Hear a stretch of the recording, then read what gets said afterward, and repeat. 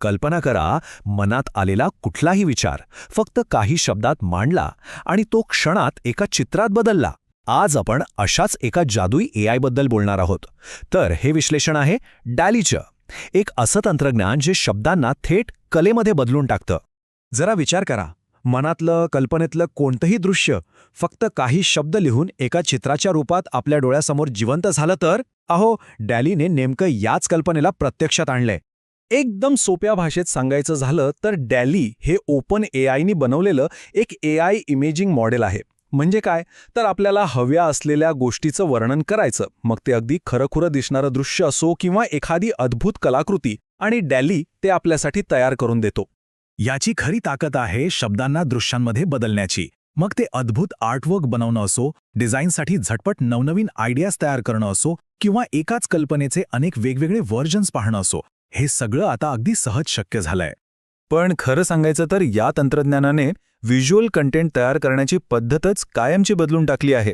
डालीचा शोध इतका महत्त्वाचा का मानला जातो? चला तेच समजून घेऊया. डॅली येण्यापूर्वीचा काळ आठवून बघा. कोणताही व्हिज्युअल बनवण्यासाठी एकतर किचकट सॉफ्टवेअर शिकावं लागायचं किंवा चांगल्या कलाकारांवर अवलंबून राहावं लागायचं. पण आता डिझायनर असो वा विद्यार्थी, व्यावसायिक असो वा एखादा सामान्य माणूस, कोणीही फक्त आपल्या सोप्या भाषेत वर्णन करून हवं ते चित्र मिळू शकतं. आणि खरं तर हेच याचं सर्वात मोठं यश आहे. यामुळे व्हिज्युअल निर्मिती आता मूठभर लोकांसाठी मर्यादित राहिलेली नाहीये, तर ती सगळ्यांसाठी खुली झालीये. ज्यांच्याकडे कलात्मक कौशल्य नाही तेही आता आपल्या कल्पनांना दृश्यरूप देऊ शकतात. आता डाले वापरण्याचं मुख्य तंत्र म्हणजे प्रॉम्प्ट, म्हणजेच आपण AIला देत असलेल्या सूचना. चांगला निकाल मिळवण्यासाठी एक प्रभावी प्रॉम्प्ट लिहिणं ही एक कलाच आहे. चला बघूया हे कसं काम करतं. हे बघा, एक उदाहरण घेऊया. एक मैत्रीपूर्ण रोबोट हा झाला एक साधा प्रॉम्प्ट. पण याच प्रॉम्प्टमध्ये थोडे जास्त डिटेल्स टाकले, जसं की मुलांना कोडिंग शिकवणारा एक मैत्रीपूर्ण रोबोट वॉटर कलर शैलीत, तर जे चित्र मिळतं ना त्याची क्वालिटी आणि त्यातले तपशील कित्येक पटीने वाढतात. तर मग एक चांगला प्रॉम्प्ट लिहायचा कसा? त्याचा हा एक सोपा फॉर्म्युला आहे. आधी विषय ठरवा, मग त्याची स्टाईल, त्यानंतर लाइटिंग, बाकीचे तपशील आणि कॅमेऱ्याचा अँगल सांगा. या 5 गोष्टी एकत्र केल्या की एक शक्तिशाली प्रॉम्प्ट तयार होतो. आणि हे बघा, त्या फॉर्म्युलाचं एक उत्तम उदाहरण. यात विषय आहे, लाइटिंग आहे, डिटेल्स आहेत आणि कॅमेरा अँगल सुद्धा आहे. याचा परिणाम एक अविश्वसनीय आणि तपशीलवार चित्र समोर येतं.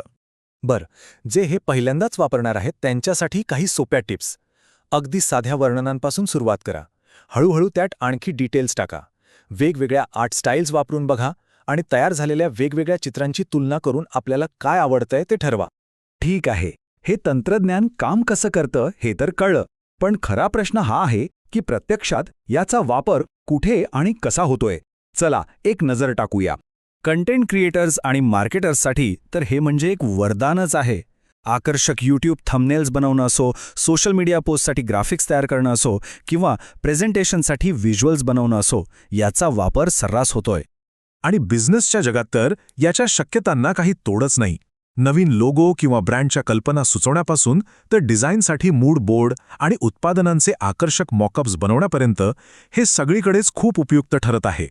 एवढंच नाही तर शिक्षण क्षेत्रात सुद्धा अवघड संकल्पना सोप्या करण्यासाठी किंवा विद्यार्थ्यांना त्यांच्या प्रोजेक्टसाठी व्हिज्युअल्स तयार करायला मदत करण्यासाठी याचा खूप चांगला उपयोग होऊ शकतो.